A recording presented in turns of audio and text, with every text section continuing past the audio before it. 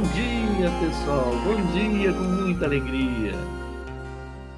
Bom dia, sejam todos bem-vindos. Bom dia, pessoal. Alegria estar com vocês. Bom dia, queridos irmãos. Sejam bem-vindos. Muita paz no coração de todos. Bom dia, turminha. Bom dia, bom dia.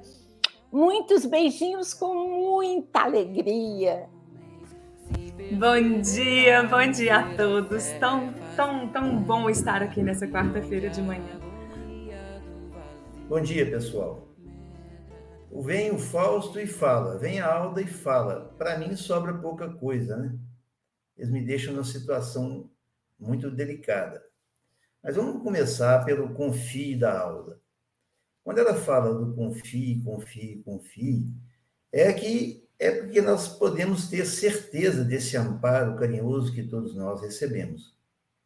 Nós já dissemos isso, ela sempre fala, o Fausto fala, todos falam. Mas essa certeza que podemos ter, basta nós olharmos para trás nas nossas próprias vidas e vamos perceber com facilidade que esse amparo sempre existiu, que as situações pelas quais passamos, só conseguimos muitas delas superar porque estivemos protegidos e amparados, né? E poderíamos, às vezes, até passar por situações piores, graves. No entanto, conseguimos evitá-las. O texto de hoje, o Exortados a Batalhar, nos leva a pensar também sobre o que Jesus falou lá atrás, que ele disse assim, eu não vim trazer a paz, mas a espada. A espada é no sentido de ter uma batalha a enfrentar. A espada, né, tem que brigar, ir à luta, né, lutar pela sobrevivência, agredir o outro. Isso é a batalha física que existia antigamente, que até hoje existe em alguns momentos, em alguns lugares. Mas a espada simbolizada por Jesus é para que nós possamos enfrentar a batalha com nós mesmos, para derrotar e extirpar de nós aqueles monstros que estão vivendo ainda durante toda a nossa eternidade. E que nós temos a oportunidade, a cada encarnação, de vir batalhar para eliminar cada um desses monstros. Uns mais fáceis e outros mais difíceis. Todos nós sabemos disso. E eu sempre perguntei, quando eu cheguei no Espiritismo, mas como fazer isso? A Alda deu exemplo aí. Às vezes nós estamos disputando alguma coisa, querendo adquirir alguma coisa, ou estamos em discussão por balelas, por bagatelas, e nós fazemos disso um cavalo de batalha, e fazemos disso uma montanha quase que intransponível, porque queremos impor a nossa opinião ou o nosso desejo, decorrente da nossa vaidade e do nosso orgulho. Mas o que nós devemos aceitar, né, e confiar, é que, conforme a Alda e o Fausto falaram, no nosso plano de vida não tem nada fora do lugar. As coisas estão como deviam estar. Porque se nós fôssemos planejar o melhor para os nossos filhos, nós teríamos talvez fazer um plano semelhante ao nosso. O que foi que Deus fez por nós? Vamos planejar essa vida desse garoto, dessa garota, desse pai de família, desse chefe de Estado, desse político, desse policial, desse médico. Um planejamento específico para cada um, para que cada um possa lutar nesta batalha e vencer. E o vencer significa vencer a nós mesmos. A lição de hoje nos traz também a lembrança da lição passada, do mesmo livro, que é a lição 45, que fala da necessidade essencial. Lá na 45, Jesus fala que ia orar por Pedro, para que Pedro não desanimasse e confiasse em Deus. Confiasse em Deus. Essa é a necessidade essencial, como fala lá. Nós temos a confiança desse amparo eterno, constante, pleno na nossa vida. porque ele é verdadeiro, né? Então, quando nós somos lembrados, até mesmo Pedro não recebeu de Jesus nenhum amparo especial, mas, no entanto, recebeu um pedido de Jesus a Deus para que o fortalecesse nas batalhas, como fala naquela lição que Emmanuel nos traz, ele está dizendo que nós temos a própria batalha e que somos responsáveis por ela. A minha não é a batalha do meu filho, da minha esposa, do meu irmão. É minha. Mais ninguém. A espada que tenho que pegar e a cruz que eu tenho que carregar é minha. Não é do outro. A Alda falou aí uma coisa muito importante, que nós não temos o compromisso de mudar o outro. Isso é uma frase importantíssima, porque essa colocação nos deixa a responsabilidade sobre nós mesmos. Nos deixa a preocupação e a ocupação de que devemos agir para o nosso próprio bem. O Evangelho também nos ensina que essa batalha e essa luta fica mais fácil e leva ao resultado que esperamos quando nós praticamos o bem para o próximo. Porque ao praticar esse bem, nós vamos encontrar aquela resposta que procuramos. Algumas vezes temos que enfrentar a nossa discordância, a nossa insatisfação, a nossa tristeza sobre alguma coisa que nos é imposta. Mas é assim mesmo. É para isso que estamos aqui, né? Nossa luta constante, e é uma coisa que se deve repetir, porque nunca é demais, é que a nossa primeira batalha é contra o nosso próprio egoísmo. Emmanuel trata do assunto, eu peço o Theo para colocar o texto, né? Ali na introdução, fala sobre Judas. Judas era irmão de Jesus. E aqui, então, ele fala o seguinte, amados, procurando eu escrever-vos com toda diligência acerca da salvação comum, tive por necessidade dirigir-vos esta carta, exortando-os a batalhar pela fé que uma vez foi dada aos santos. Não se esqueçam que os santos não são santos gratuitamente. E a fé não foi dada a eles para que eles pudessem conseguir forças para batalhar. Eu entendi que a fé foi dada a eles porque foi uma conquista deles ao longo das suas vidas eternas. O santo, assim como nós também, somos iguais, somos filhos de Deus, ele batalhou todo o tempo para poder superar as suas dificuldades, como nós somos exortados a fazer agora. E no final, foi dada a ele a fé. Mas não foi dada isso como um presente, não. É um coroamento do seu esforço. Ele virou santo e adquiriu a fé, porque ele virou santo a partir das suas conquistas íntimas. Emmanuel, então, vem explicar esse detalhe. E começa da seguinte forma. O cristianismo é campo imenso de vida espiritual a que o trabalhador é chamado para a sublime renovação. Então, o Renato de hoje já não é mais o Renato de ontem, de uma semana, de 2 meses ou de 1 ano atrás. Eu tenho que estar sempre renovando. Para eu renovar, eu tenho que estar observando o outro, me policiando todo o tempo. E Emmanuel continua, né? O Renato, ou sedento, encontra nele, no Evangelho, as fontes de água viva, o faminto, os celeiros do pão eterno. Os cegos de entendimento, nele recebem a visão do caminho. Os leprosos da alma, o alívio e a cura. Nesse período aí, quem somos nós? Sedentos de fonte de água limpa? Somos sedentos de uma fome de justiça, de uma fome de amor, de carinho? Somos cegos de entendimento? Somos os leprosos da alma com várias marcas nos nossos perispíritos pelo mal que fizemos no passado e que queremos apagar e reparar? Somos todos esses.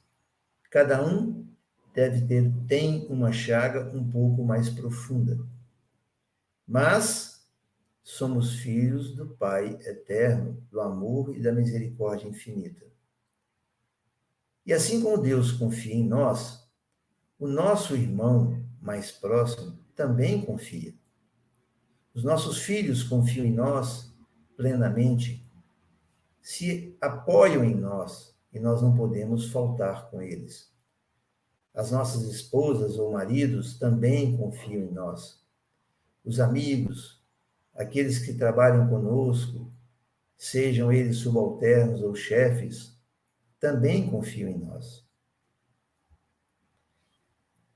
No outro parágrafo seguinte, diz o seguinte: todos os viajores da vida, porém, são felicitados pelos recursos indispensáveis à jornada terrestre, com a finalidade de se erguerem, de fato, naquele que é a luz dos séculos.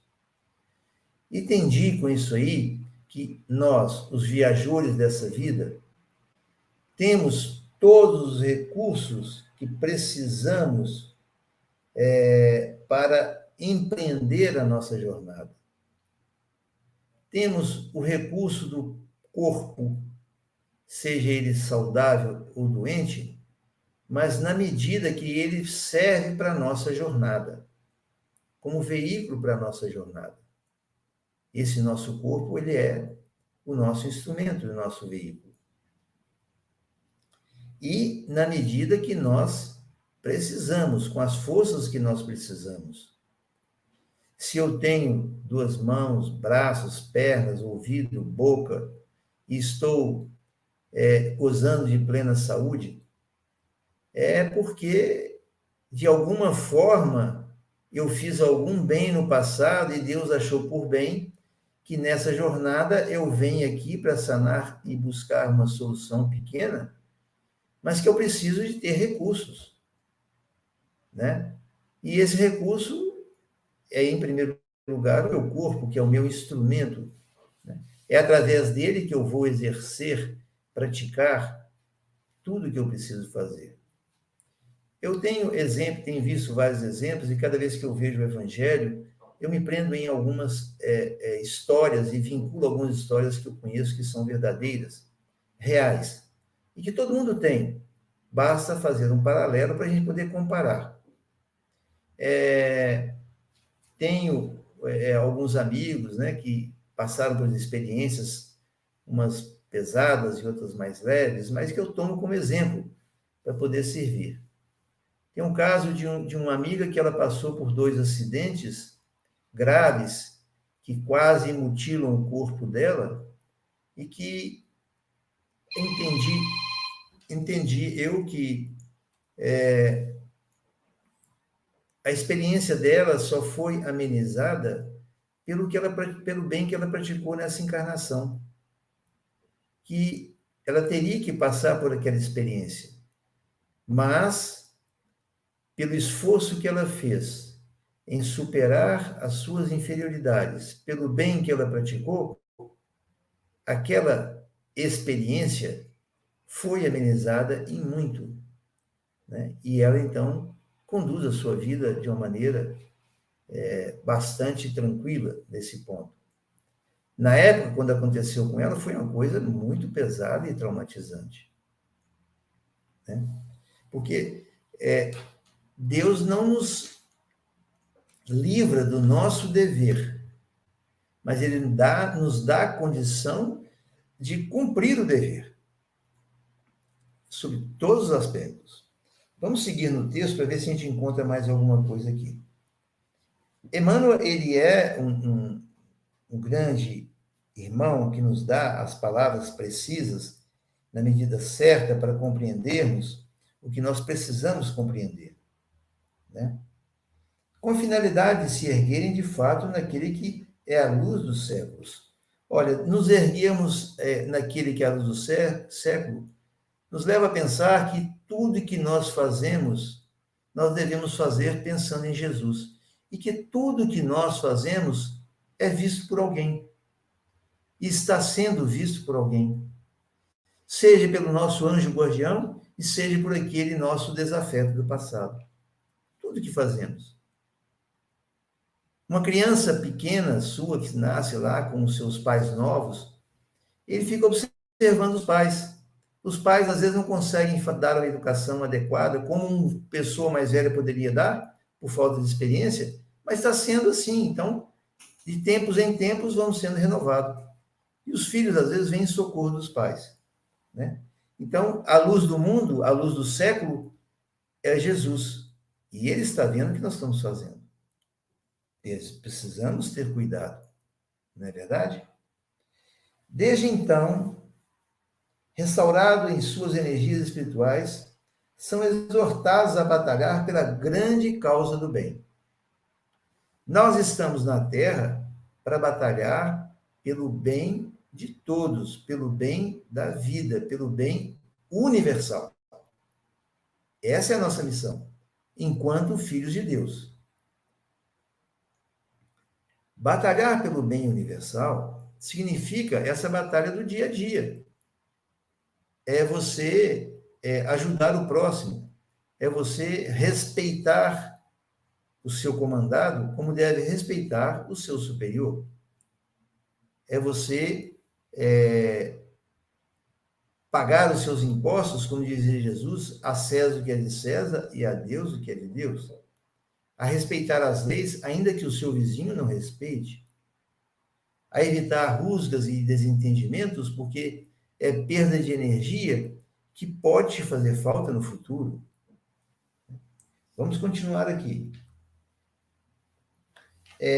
Aqui, mais uma vez, agora Emmanuel vem nos falar da fé, tá? Que fala lá naquele preâmbulo, no versículo. Ninguém se engane, pois, na oficina generosa da fé, da ativa fé. Fé generosa e ativa da fé. Veja bem, não confie. A Alda fala, confie, confie, confie. Mas não confie que alguém vai fazer por você. É isso que a Emmanuel está falando aqui. A Alda diz o seguinte, vá em frente e siga em frente, como todos nos recomendam. Mas faça a sua parte. Emmanuel, em outra oportunidade, fala assim, Deus dá a terra, a água e a semente. Mas alguém tem que plantar. Esse alguém somos nós. Porque se não plantarmos, não vamos comer. Não é? Então, não fique achando que alguém vai te trazer alguma coisa, não. As outras religiões até pregam isso, que Deus vai te salvar, Deus vai fazer isso. Aqui nós não, a nossa filosofia é diferente. A responsabilidade é toda nossa. No serviço cristão, lembre-se, cada aprendiz, de que não foi chamado a repousar, mas a peleja árdua, em que a demonstração do esforço individual é imperativo e divino. Nós não estamos em viagem de lazer pela Terra. Não estamos. Muitos acreditam que estão. Muitos acreditam que depois de um longo trabalho, de um trabalho normal, profissional, ele pode parar, estagnar e descansar. Não, não é isso.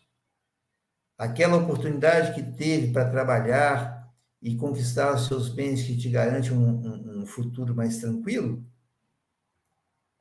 foi uma etapa da vida. A segunda etapa é você continuar no seu esforço pessoal. Ainda existe muita coisa a fazer. Não estamos aqui de férias. Ele dá o exemplo aqui, que é o seguinte, Jesus iniciou no ciclo das inteligências encarnadas o maior movimento de libertação do espírito humano no primeiro dia da manjedoura. O cara chega e já nenenzinho, num estábulo, já começa a dar o recado dele. É isso que está falando. E o movimento que Jesus empreendeu a partir dali não parou nunca mais e não vai cessar nunca mais. Na Bíblia prevê, tem uma citação de que a vinda de Jesus foi precedida de uma série de movimentos universais, de energias universais, para que Jesus viesse, para adaptar a Terra e aquele corpo que o receberia. Os reis magos já sabiam e foram levar lá aquela história dos reis magos, é um louvor à chegada daquele que é a luz do mundo, a luz do século. Alguns na Bíblia fala que fulano gerou cicrano, que gerou beltrano, aquele movimento das gerações antes de Jesus. Aquilo é uma linguagem simbólica do movimento que foi feito pela espiritualidade superior para que Jesus tivesse a possibilidade de chegar à Terra. Se nós achamos que temos dificuldade, imagine Jesus quando veio à Terra. Imagine nós que temos um pouco de conforto material, voltando a viver no interior, onde não tenha luz elétrica, não tenha água encanada, não tenha esgoto, né, não tenha gás, em que nós vamos ter que plantar para colher, e que é um mato que temos que limpar o mato, que temos que cuidar para que o animal não nos ataque, para produzir o nosso alimento, que temos que cozinhar, temos que conquistar a nossa alimentação do dia a dia, sem o conforto, sem roupa, sem nada. Imagine esse movimento, essa situação. É muito difícil. Tem até um programa na televisão que fala disso. Imagine nós, acostumados com esse conforto material, a nossa dificuldade que seria. Agora, imagine Jesus, que desce do plano superior, num plano que nós não conseguimos nem conceber o que pode ser. Em que ele vem com todo aquele potencial, aquela energia toda pura, e vem encarnar num corpo igual ao meu, igual ao seu, igual de todos nós. A dificuldade para esse espírito, essa energia pura, se acomodar dentro desse veículo. Não é? O esforço que ele teve que fazer para diminuir a sua luz, as suas energias, para que o corpo o suportasse por um determinado tempo. É muito grande. É semelhante àquela pessoa que está num corpo, aprisionado. Nós estamos aprisionados no corpo, mas você imagine uma outra pessoa, um irmão nosso, que esteja em situação pior, aprisionado dentro de um corpo, consciente com uma doença que não permite que ele não fale, e não se manifeste, não se movimente. Imagine isso para nós, se nós estivéssemos nessa situação. O sofrimento seria muito grande. Jesus, absolutamente consciente, ele não sofreu, mas ele suportou essas limitações extremas de um corpo humano. Tá? É isso que fala que o movimento dele começou desde a manjedoura. Então, vamos falar aqui, continuar aqui. Onde é que eu parei, Theo? Não se equivoquem, pois, os que buscam o mestre dos mestres. Receberão certamente a esperada iluminação, o consolo edificante e o ensinamento eficaz, mas penetrarão a linha de batalha em que lhes constitui obrigação o combate permanente pela vitória do amor e da verdade. Na terra, através dos ásperos testemunhos, porque todos nós, encarnados e desencarnados, oscilantes ainda entre a animalidade e a espiritualidade, entre o vale do homem e a culminância do Cristo, estamos constrangidos a batalhar até o definitivo triunfo sobre nós mesmos pela posse da vida imortal. A posse da vida imortal é o que está lá no versículo em que a fé foi dada ao santo. Ele conquistou a vida imortal. Nós já temos a vida imortal, mas o que nós pretendemos e que desejamos é a vida imortal plena de sabedoria, de conhecimento e de consciência divina, de ser divino que somos, para colaborar mais realmente com essa obra do bem comum, com a obra de Deus. Então, nós que temos essa consciência, podemos fazer essas comparações e nos colocar na posição que estamos e que somos, e de que não devemos nos iludir, que devemos buscar com muito esforço, as nossas próprias conquistas impessoais e intransferíveis. Não são conquistas de virar mega milionário, de virar mega cientista, de virar um grande presidente, um grande CEO de uma empresa grande multinacional. Não é essa conquista de querer ter o poder de julgar a vida do outro, de decidir se quem vive e quem morre. Não é isso, não. É aquela consciência de nós olharmos para o nosso irmão e decidir se ele nos agride, termos a coragem, a tolerância, a paciência, a compreensão de que, uma vez ofendido, oferecer a outra face sem que isso nos ofenda, sem que isso nos destrua, conscientes. Né? Bom exemplo disso, são a forma de dirigir o automóvel de algumas pessoas. Né? Eu mesmo era uma pessoa muito, muito, muito nervosa no trânsito. Hoje sou menos, bem menos. Mas conheço pessoas que são absolutamente tranquilas para dirigir. O trânsito é um bom termômetro, por isso que a gente sempre fala dele.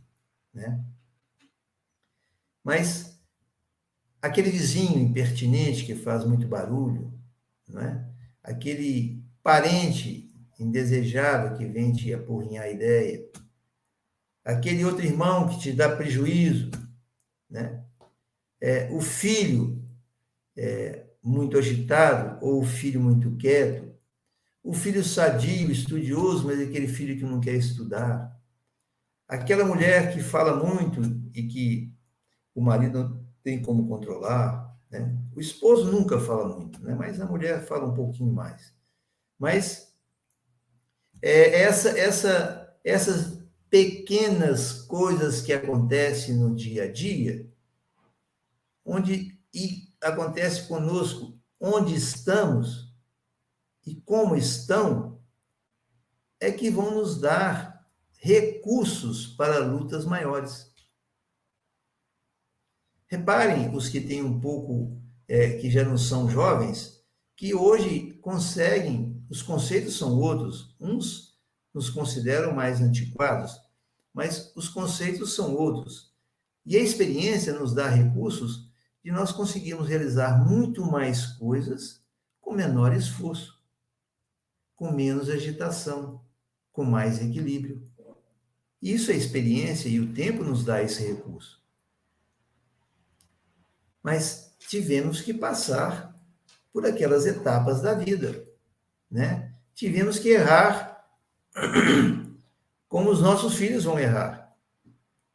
E nós precisamos olhar para eles, vê-los e entendê-los. Devemos olhar para aquele que nos dá uma fechada no trânsito, que nos desacata, que nos dá um prejuízo, e olhar para ele para tentar entender o porquê que a pessoa está fazendo isso. Essa semana eu estava caminhando e aí passei por um grupo de jovens que estavam voltando do colégio. E eles conversando, eram vários, né? Devia ter uns 10. Mas dentre eles tinha um jovem que me tocou muito, porque eles se referiam a ele como uma pessoa chata, uma pessoa que incomodava todo mundo, que brigava, discutia com o professor, um dia quis trancar o professor na sala e caçava briga à toa, que ninguém tolerava a chatura dele. E eu parei e falei para assim, mas vocês, eu intrometi na conversa, sem ser convidado, e falei, vocês não podem deixar esse menino brigar, ele é amigo de vocês, velho. Vocês precisam protegê-lo. Vocês precisam ajudá-lo. E ele me levou a pensar o seguinte, por que ele agia daquela forma? Me tocou muito, por isso que eu estou contando o caso. Né? Por que ele agia daquela forma? Como será que ele vive na casa dele? Quem é a mãe dele? Quem é o pai dele? Qual a dificuldade material que ele passa? Por que ele age daquela forma? Para chamar atenção? Para pedir um socorro? Para pedir a vida? Ajuda? Ele não é igual aos outros, mas tem uma razão de ser. A partir daí, então, o que eu não conhecia, não sei onde ele mora, passei a rezar por ele e até peço a vocês também que façam a corrente para esse querido Igor, que mora aqui na Barragem Santa Lúcia. Para que ele seja envolvido, a família seja envolvida, os amigos sejam envolvidos, para que todos vibrem no momento de paz, para que a paz envolva a todos e um possa cooperar com o outro, superando as próprias dificuldades materiais que com certeza eles têm. Então são coisas que passam na vida da gente, cenas que nós assistimos, que podem nos mostrar quem que nós somos realmente, ou o que nós fomos no passado. Verifique como você está falando, verifique o que você está vendo na televisão, verifique qual a notícia que te chama a atenção, verifique o tom de voz que você fala, verifique com quem está conversando, qual o assunto que mais te atrai. Isto é a sua essência falando. Conforme a sua resposta que você tiver, é aquilo que está atraindo, é a sua vivência, a sua verdade. No fundo, estamos todos querendo resolver o nosso problema e que se dane o outro. O nome disso é egoísmo. E tem várias outras coisas que também podem vir vestidas de uma forma diferente que continua sendo egoísmo, vaidade e orgulho. Portanto, vamos aqui e com essa situação estamos sendo exortados a batalhar. Batalhar contra essa batalha, nesta batalha íntima. O terreno é o nosso coração, a nossa consciência. Aí está a batalha que devemos desenvolver com todas as forças do coração. Vamos sim, seguir em frente.